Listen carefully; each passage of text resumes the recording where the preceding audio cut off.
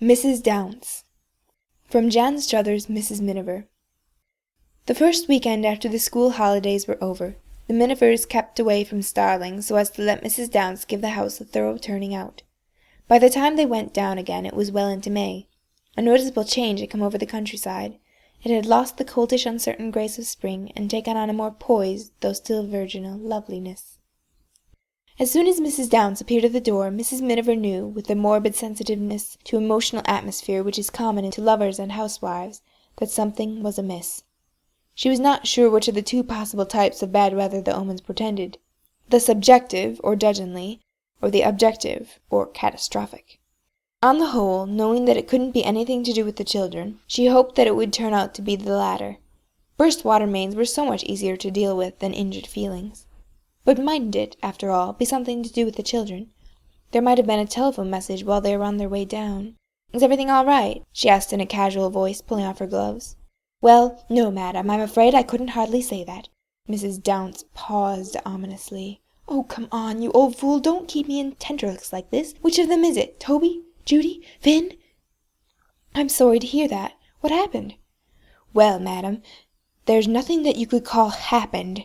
It's just there's a norrible smell." Mrs. Miniver nearly laughed out loud with relief. "Smell? Where?" "Everywhere, madam. All over the back part of the house, that is. A norrible smell." Mrs. Miniver crossed the hall, opened the door which led to the kitchen premises, and shut it again very quickly. "Good heavens!" she said. "It's unspeakable." Mrs. Dounce's face bore the triumphant look peculiar to those who, suspected of hyperbole, are found to have been employing meiosis. "Dounce thinks it's the drain. His mother died of typhoid." Clem came in from putting away the car. "Look here, Clem. You ought to know. Is this drains or isn't it?" "I'm an architect," said Clem, "not a sanitary inspector. Still, I'll have a sniff. Oh, Lord!" He, too, shut the passage door, appalled.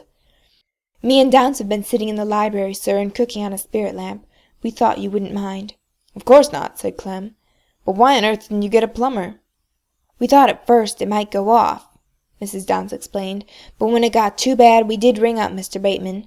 But that's 3 days ago now. He's putting in a new bathroom up at the hall, and you know what the tradesmen are like down here when they're busy. Independent. They don't care who gets typhoid." She was a Cockney, but had married into Kent, and the last 25 years had only strengthened her conviction that anywhere outside London was virtually Central Africa.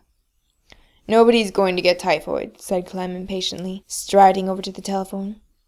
"It's Saturday afternoon, sir," Mrs. Dounce reminded him with a melancholy relish. "You won't get nobody till Monday." "Come on," said Mrs. Miniver, in whom curiosity had at last overcome squeamishness.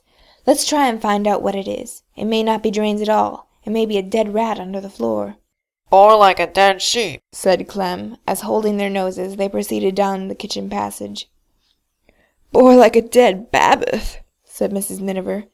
They tracked the smell past the kitchen, scullery, and larder until they came to the small wash-place and cloak-room just inside the garden door, where it seemed to be at its worst. "I suppose that beads it must be drains," said Mrs. Miniver. But Clem, after looking round suspiciously among the litter of waterproofs, walking-sticks, nets, rods, and golf-clubs, took down Vin's fishing haversack from a hook on the wall. "Bait," he said briefly. "Dab that boy."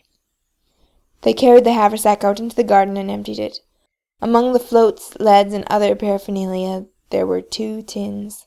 The first contained earthworms, the second lugworms, both in an indescribable state. "Really," said Mrs. Miniver, "this is a bit much. Such waste, too," she added. "I helped him dig those lugworms the day we went over to Dungeness. They took us nearly 2 hours to get." Clem's face was grim. He got a spade from the tool shed and buried the bait very deep in the kitchen garden. Then he went indoors and wrote a letter to Vin.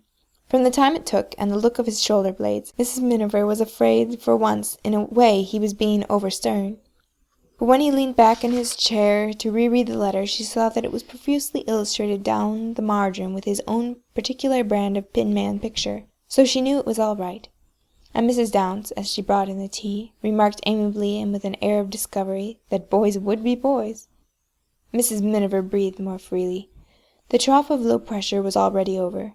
It was going to be a fine weekend.